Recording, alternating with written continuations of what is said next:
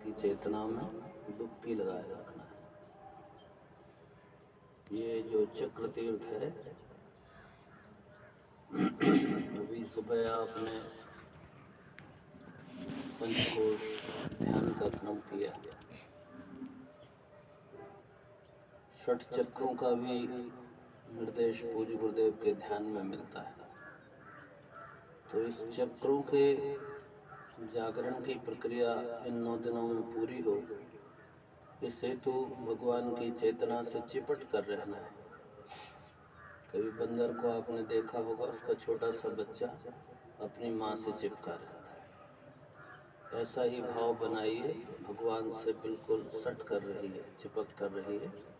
आइए एक बार गायत्री महामंत्र हमारे साथ साथ। ओम भूर्भुवः स्वः तत्सवितुर्वरेण्यं भर्गो देवस्य धीमहि धियो यो नः प्रचोदयात्। चैतन्यं शाश्वतं शान्तं व्योमातीतं निरञ्जनं नादबिन्दुकलातीतं तस्मै श्रीगुरुवे नमः। नमस्ते गुरुवे तस्मै गायत्रीरूपिणे सदा यस्य वागमृतं हन्ति विषं संसारसंगकम्। बोलिए परम पूज्य सद्गुरुदेव की, परम वंदनीय माता जी की, शांति कुंज हरिद्वार की, भारतीय संस्कृति की, सत्य सनातन धर्म की, दिव्य तीर्थ क्षेत्र चक्र तीर्थ की, शक्ति स्वरूप बहनों और देव तुल्य भाई की।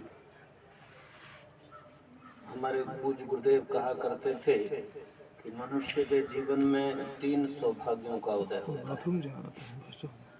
3 कृपाएं ऐसी हैं जो मनुष्य को अगर प्राप्त हो जाएं तो ये मनुष्य का तन अद्भुत स्वर्ग का द्वार बन जाता है, मोक्ष का साधन बन जाता है। वो 3 कृपाएं हैं। हमारे शास्त्रों ने पहली कृपा गाई है, बड़े भाग्यमान स्तन पावा, मनुष्य का जीवन मिलना। ये हमारा प्रयास पुरुषार्थ नहीं है, ये परमात्मा की दिव्य सत्ता की, भगवती की अनूठी कृपा है कि हमको मनुष्य का जन्म मिल गया। आप प्रयास से जन्म नहीं पा सकते, भगवत सत्ता आपको भेजती है किसी के माध्यम से इस संसार में, तो उसका निर्णय है कि हमको कौन सा जन्म मिले। और इसी के लिए भगवत सत्ता जीवन भर प्रेरणा भी देती है। दूसरा सौभाग्य गुरुदेव कहा करते थे, बेटे गुरु का मिलना है।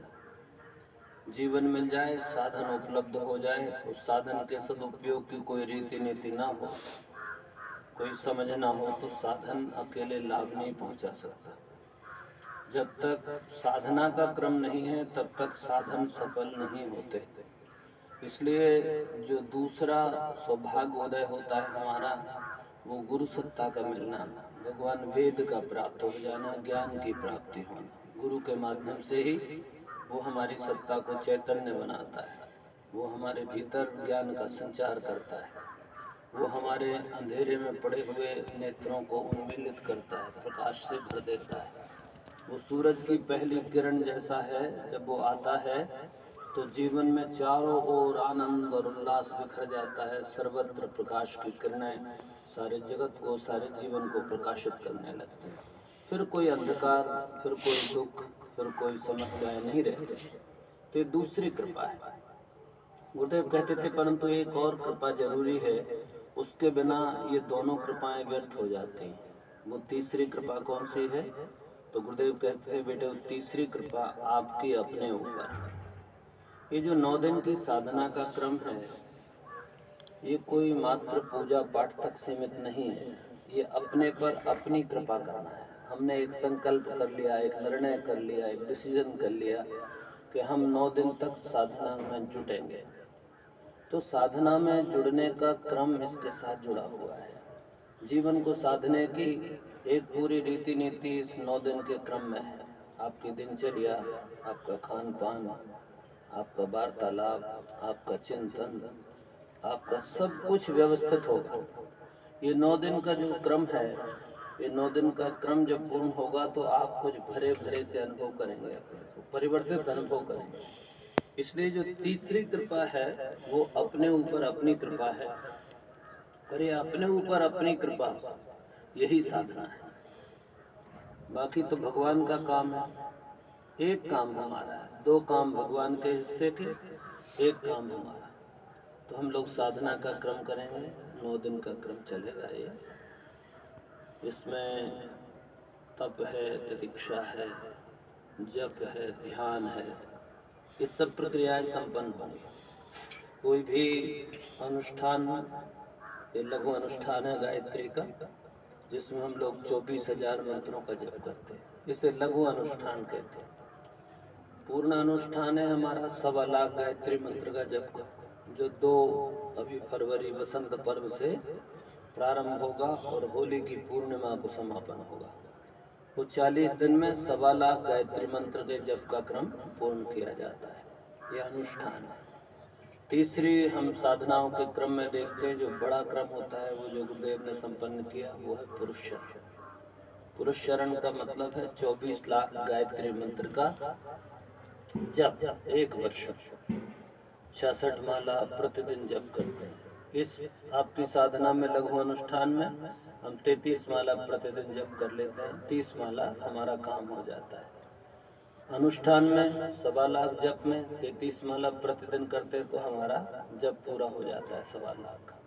तो पहली है जप की प्रक्रिया कि आपको 24,000 गायत्री मंत्र का जप करना है। स्मरण रहे, जप में संख्या पर बहुत जोर ना हो, जप में उच्चारण पर और ध्यान पर जोर होना चाहिए। सामान्यतः हम अपनी माला पूरा करने में हमारा दूसरा पक्ष छूट जाता है। वो पक्ष है गहरे ध्यान में उतरने का, भगवान के साथ एकाकार होने का। अभी आप ध्यान कर रहे थे, गुरुदेव कहते हैं सविता साधक एक। तो दूसरा जो क्रम है, पहला हो गया जप का, दूसरा है ध्यान का। ध्यान क्या है? ध्यान परमात्मा में डुबकी लगाना है। जैसे गंगा में छलांग लगा देते हैं तो गंगा की शीतलता, गंगा की पवित्रता, गंगा की निर्मलता हमको चारों ओर से घेर लेती है और हम उसी में हो जाते हैं, गंगा के भीतर ही हो जाते हैं। तो ऐसा ही ध्यान में डुबकी लगाना। श्रद्धेय डॉक्टर साहब कहा करते थे, मन को नहलाने की प्रक्रिया है ध्यान, भगवान में विलीन होने की प्रक्रिया है ध्यान। देखो, आप छोटा सा ध्यान का आवश्यक है, मंत्र जपें, पर जप के साथ साथ भगवान का ध्यान करें, उसके दिव्य तेज का। गायत्री मंत्र उसी दिव्य तेज का गान है। गायत्री मंत्र में हम परमात्मा के उन्हीं दिव्य गुणों को, जो सविता के समान प्रकाशमान है, उनका ही ध्यान करते हैं। तो गुरुदेव ने बहुत सुंदर निर्देश देते हैं। हम लोग सांसारिक लोग हैं, दुनियादारी वाले लोग हैं, तो हमारे पास अनेक समस्याएं हैं। मन हमारा सदैव उलझा रहता है, हमारा मन कभी भी विश्राम नहीं लेता। यहाँ बैठे होंगे, भोजन कर रहे होंगे, चल रहे होंगे, परंतु आप वहाँ नहीं रहते। चल तो आप इस रास्ते पे रहे हैं, पर चल कहीं दूसरी जगह रहते हैं। बैठे यहाँ हैं, परंतु रहते कहीं दूसरी जगह है। तो हमारा मन कभी भी शांत नहीं होता, और ये चंचलता ही मन का स्वभाव है। कहते हैं चंचल जो मन है, मन माने चंचलता, और जब चंचलता समाप्त हो जाती है तो हमारा मन शून्य हो जाता है और मन से मुक्त हो जाते हैं। और जब मन से मुक्त होते हैं तब परम सत्ता के साथ हमारा जुड़ाव होता है। इसलिए ये 9 दिन का जप का क्रम मन से मुक्ति है। आप मन को अभी प्रारंभ में एकाग्रता की ओर ले जाएंगे। आप माला पे ध्यान रख रहे हैं, या मस्तिष्क के मध्य में, या भगवान के दिव्य तेज का ध्यान कर रहे हैं। आप गायत्री माता सामने बैठी, गुरुजी माता जी बैठे हैं, गुरुजी माता जी को गायत्री माता पर अपना ध्यान केंद्रित कर रहे हैं, तो हमारा मन कहीं ना कहीं केंद्रित हो जाता है। धीरे धीरे जब मन केंद्रित होता है तो मन विलीन हो जाता है। आपने नाम सुना होगा हमारे संतों के विषय में, वो कहते हैं वो उन्मनी मुद्रा में है। अमनी, अर्थात मन से मुक्त हो गए। जब मन से मुक्त होंगे तो फिर मन तो खत्म हो गया, तो फिर कौन बचेगा? फिर परमात्मा बचता है। ये जो विराम है बीच का हमारे जीवन में, मन के बीच का जो विराम है मन का, ये परमात्मा में लगने का ढंग है। इसलिए गुरुदेव निर्देश करते हैं शरीर शांत, कमर सीधी, स्थिर शरीर, कहते हैं ना शुरुआत में कि हलन चलन बंद हो। सामान्यतः हमारा कहीं पैरों पर ध्यान जमा रहता है कि ये पांव दुखने लगा, अब ये पांव बदल लूं, तो ध्यान कहाँ लगा हुआ है? पैरों में, अपने ही पैरों में लगा है ना। कमर दुखने लगी तो कमर में ध्यान चला गया। तो ये ध्यान को उन्होंने कहा कि सरल सहज सुखासन में बैठो। ऐसी आसन मत बैठो जो आपको तकलीफ देती, आपके ध्यान को भंग करती, आपकी एकाग्रता को भंग करती। तो इस तरह से पहली प्रक्रिया जो है वो आपकी बैठने की प्रक्रिया। गुरु जी कहते हैं कमर सीधी, दोनों हाथ गोद में, आंखें बंद, उगते हुए सूर्य का ध्यान, ध्यान मुद्रा कहा ऐसे गुरुदेव ने। दूसरा निर्देश करते हैं गुरुदेव मन शांत, शरीर शांत, वासना शांत, तृष्णा शांत और अहंता शांत। और अगली बात कहते हैं उद्विग्नता शांत। अब ये 6 विषय ऐसे हैं जिन विषयों पर हमारा ध्यान होना चाहिए। शरीर शांत होना चाहिए, यानी उठा पटक खत्म, इधर देख रहे हैं, इधर देख रहे हैं, उधर देख रहे हैं, उधर देख रहे हैं, ये वाला क्रम बंद। तो शरीर शांत हो गया। फिर अपना मन शांत, जो मैंने आपसे निवेदन किया कि मन की चंचलता को भगवान के चरणों में बार बार लेके आना, बार बार लेके आना। कृष्ण से अर्जुन पूछते हैं कि भगवान ये मन बड़ा चंचल है, इसको कैसे वश में किया जाए? तो भगवान ने 2 ही सूत्र बताए, एक वैराग्य और दूसरा अभ्यास। वैराग्य करो अर्थात चीजों से मुक्त हो जाओ। सामान यहाँ रखा है कि वहाँ रखा है, मेरा सामान सूख रहा है कि घर में सामान रखा है, कि ये व्यक्ति है कि वो व्यक्ति है, वो परिस्थिति है, उनसे मुक्त हो जाओ। ये है वैराग्य। वस्तुओं से अपने को हटाकर आत्मा में अपने को प्रतिष्ठित करना, ये वैराग्य है। और दूसरा है अभ्यास, इसी की निरंतरता। एकदम से कोई आदमी अलग नहीं हो सकता, थोड़े थोड़े अभ्यास से, प्रतिदिन के अभ्यास से हमारा मन एकाग्र होता है। तो मन की एकाग्रता इस बात पर निर्भर करती है कि हम वस्तुओं से, संसार से अपने को थोड़ा सा अलग हटाएं और भगवान में अपने को लगाएं। तो अभ्यास और वैराग्य बार बार करना है। मन टूटेगा, बार बार ले जाएगा, आपको दौड़ाएगा, क्योंकि उसका अभ्यास है जीवन भर का। हमारा 50 साल का यही तो अभ्यास है कि हम कैसे मन को इधर उधर दौड़ाते हैं। तो एक क्षण भी चुप नहीं बैठते, भले ही मौन बैठे, होंठ बंद हो, पर विचार तो चलता है, भीतर तो बोलते हैं, भीतर से तो काम चल रहा है, हाथ भले ही दोनों बंधे हुए, पर काम पूरा चल रहा है। तो ये जो स्थिति है, इस स्थिति से अपने को मुक्त करना ध्यान की पहली सीढ़ी है ये। तो अपने को शरीर को शांत करना है, मन को शांत करना है। वासनाएं जो हमको बार बार खींच के ले जाती है संसार में, उन वासनाओं का चिंतन अभी नहीं करना। कह देना बाद में चल के करेंगे, मन से कह देना बाद में करेंगे, ठीक है, ये बात तुम्हारे दिमाग में आ रही, चलो बाद में बात करेंगे, ऐसा कह के देखो। आप मन से धीरे धीरे मुक्त हो जाएंगे, आपका मन धीरे धीरे आपका अनुगामी हो जाएगा। तो वासना शांत, तृष्णा, सदा कुछ न कुछ पाने की प्यास लगी रहती, ये मिल जाए कि वो मिल जाए, ऐसा हो जाए कि वैसा हो जाए। वासना कहते हैं रमण करना, और तृष्णा कहते हैं जिसकी चाहत बनी रहती। तो वासना तृष्णा शांत हो जाए, फिर आपका गुरुदेव कहते हैं उद्विग्नता शांत, प्राप्त करने की बहुत तीव्रता लगी रहती है, तुरंत मिल जाए। विचार आया नहीं कि लगता है ये तो मैं प्राप्त कर ही लूं। ये जो उद्विग्नता है, चाहे वो संसार में हो और चाहे वो भगवान में हो, इससे मुक्त होना है। ये आपको विचलित करेगा, ये आपको भीतर से बेचैन करते। उद्विग्नता माने गर्मी, उद्विग्न करना, व्यथित करना। तो उद्विग्नता से बचना है। फिर गुरुदेव बहुत सुंदर 3 निर्देश देते हैं। वैसे तो ध्यान पूरी अलग प्रक्रिया है, उस पर विषय नहीं है आज, पर मैं आपको इसलिए प्रारंभिक बातें बता रहा हूँ कि आपकी ध्यान की प्रक्रिया जुड़ जाए जप के साथ, तो आपका जप सार्थक है। क्या है वो? गुरुदेव 3 निर्देश करते हैं। ये आपने कुंड देख रहे हैं, इसी समझ सकते हैं। समिधा रखी, कुंड जितना बड़ा है उससे बड़ी समिधा होती है, छोटी उससे छोटी होगी, तभी कुंड में समाएगी। समिधा गीली हो, कुंड स्वीकार करता है क्या? धुआं निकालता है। धुआं निकालना माने आपको डांट रहा है, समझ गए ना? रोष पैदा कर रहा है। गीली लकड़ी डालते, घुनी लकड़ी नहीं डालते ना। तो समिधा इसमें आने के पहले अपनी पूरी साधना कर चुकी होती है, उसी साइज की बन जाती है, सूखी है, जो जिस तरीके होना चाहिए यज्ञ में वो वाली है। कोई उल्टी सीधी लकड़ी नहीं डालते अपन, पीपल, बरगद, पाकड़, आम, पलाश इनकी लकड़ियां लाते हैं। तो समिधा जैसे पूरा अपने को साध लेती है, फिर कुंड में समर्पित होती है ना? अगर पहले साधे ना तो वो कुंड के योग नहीं। आप इतना मोटा डूड उठा लाइए, पेड़ काट के इस पर रख दीजिए, यज्ञ होगा? नहीं हो सकता।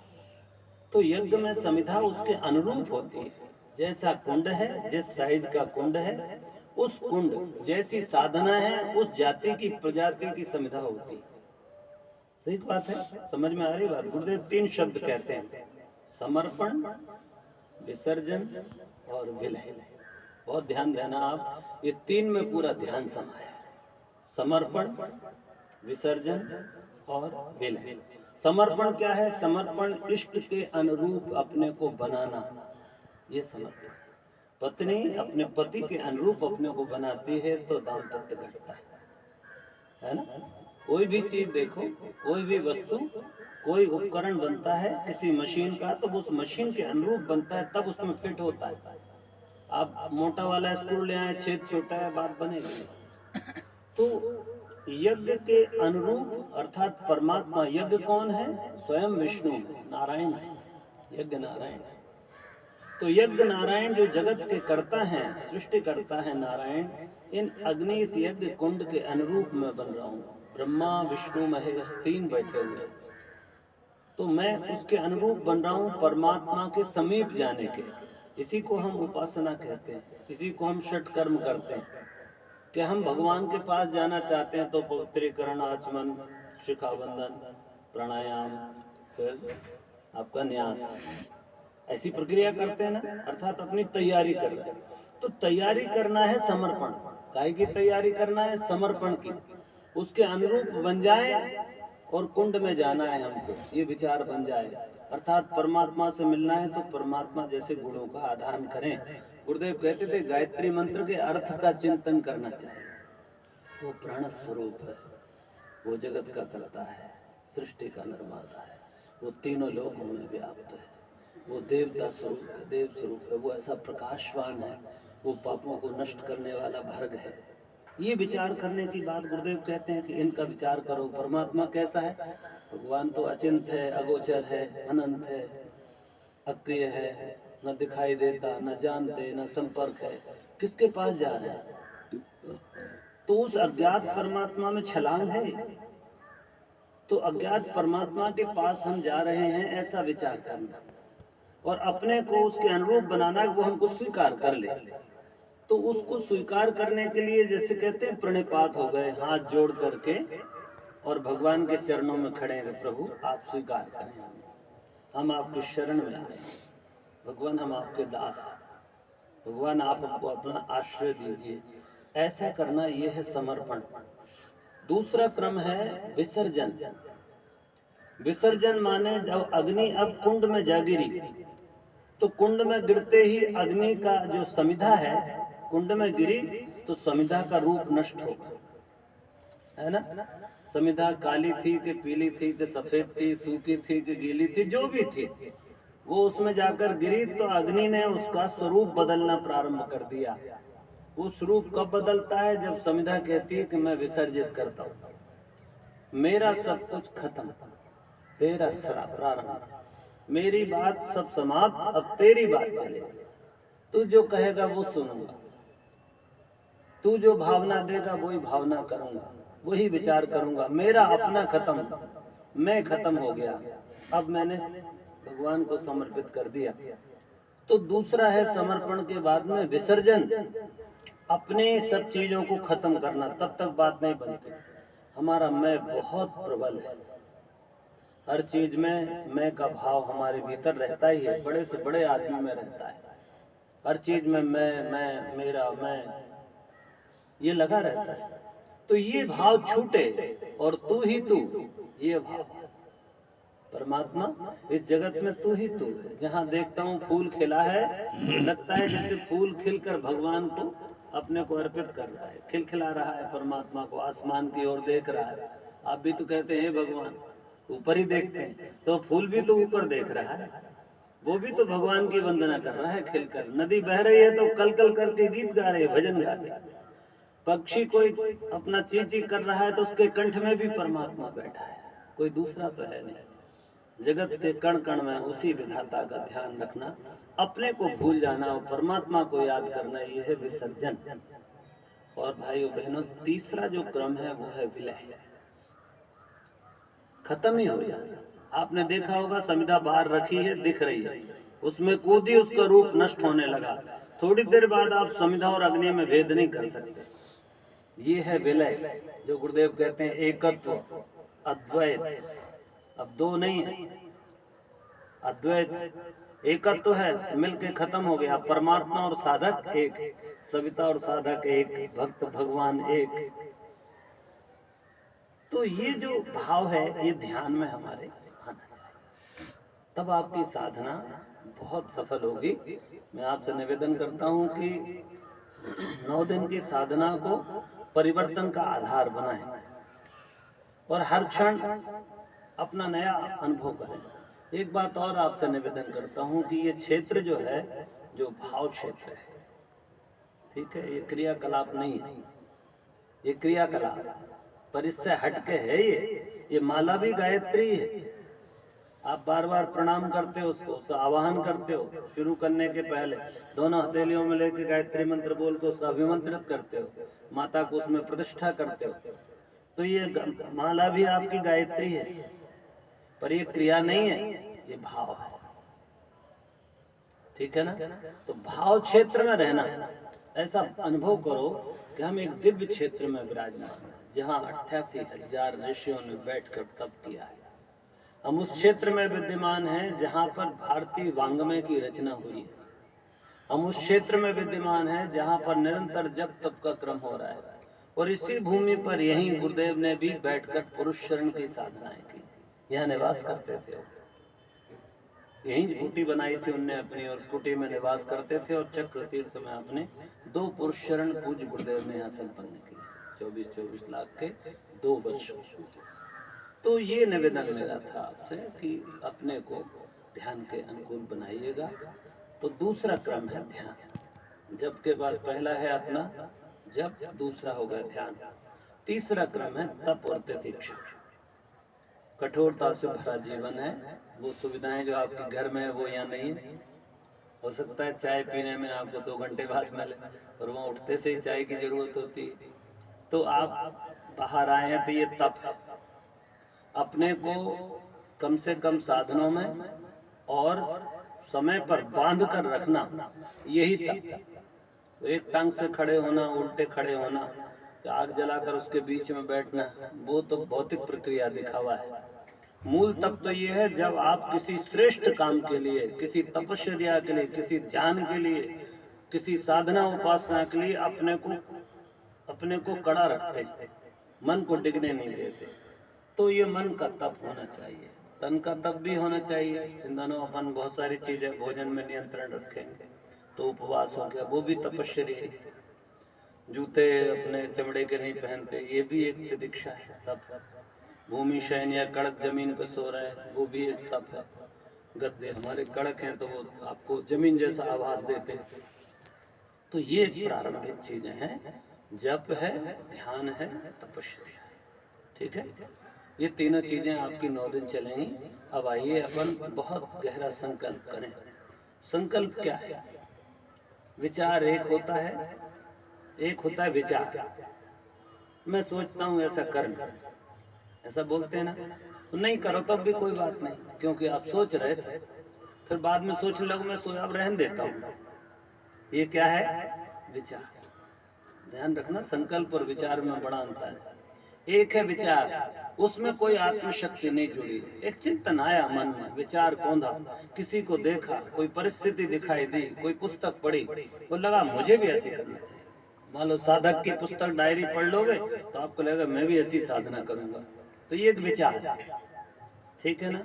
पर इस विचार को संकल्प में बदलना बहुत बड़ी ताकत चाहिए, पूरी प्राण ऊर्जा चाहिए, रोम रोम की ताकत चाहिए, तब जाकर के संकल्प होता है। संकल्प माने चाहे कुछ हो जाए इसको करके ही रहूंगा। 24,000 जप है तो जप करके रहूंगा, प्रतीक्षा करना है करके ही रहूंगा, मौन रहना है रह के ही रहूंगा, चाहे कुछ हो जाए, दुनिया इधर से उधर हो जाए, पर मैं अपने संकल्प को नहीं डिगने दूंगा। तो ऐसा कोई भी संकल्प अपन करते हैं तब उसमें दृढ़ता आती है। दूसरी बात कहता हूँ आपको, प्रतिदिन सुबह अपने संकल्प को दोहराना। जब में बैठो, इवन शाम को भी कभी लगे ऐसा कि हम थोड़े कमजोर हो रहे हैं तो अपने संकल्प को दोहराना ना कि मैंने ये संकल्प लिया है। तो संकल्प कोई भाषा बोली नहीं है कि आपने संस्कृत पढ़ ली और गोत्र पढ़ लिया और स्थान का स्मरण कर लिया, ये नहीं है। ये तो उससे कह रहे हैं कि मैं, जैसे नहीं कहते थे पहले आपने रामायण में महाभारत में देखा, मैं फलाने का पुत्र ये कहता हूं कि, तो वो अपनी पूरी ताकत पूरी पीढ़ी की ताकत लगाता है। भगवान राम ने संकल्प किया तो उनने पूरा अपना कहा कि मैं फलाने फलाने का पुत्र, दशरथ का पुत्र राम, ये घोषणा करता हूं। तो संकल्प का मतलब है दृढ़ता पूर्वक लिया गया निर्णय और उसके प्रति अपने संपूर्ण प्राणों को उसमें न्यौछावर कर देना, लगा देना, तब संकल्प बनता है। तो संकल्प को बार बार स्मरण करते रहना है ताकि आपका मन, आपके मन बहुत खतरनाक है, मैं आपसे कहता हूं।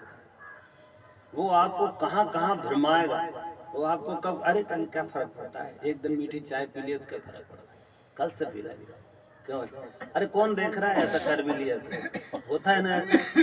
तो मन आपको अनेक रास्ते बताएगा, जब भी ये रास्ते आपको सूझने लगे समझ लेना ये मन की बदमाशी चल रही। जब भी आपको कमजोर कोई करता है तो वो आपका मन आपको कमजोर करेगा, तो उस मन को उस समय बिल्कुल लात मार देना है, डांट देना है ना, तू अभी बिल्कुल बकवास मत कर, बाद में मिलते हैं, अभी तो मैंने ये संकल्प किया है तो ये मैं करके रहूंगी।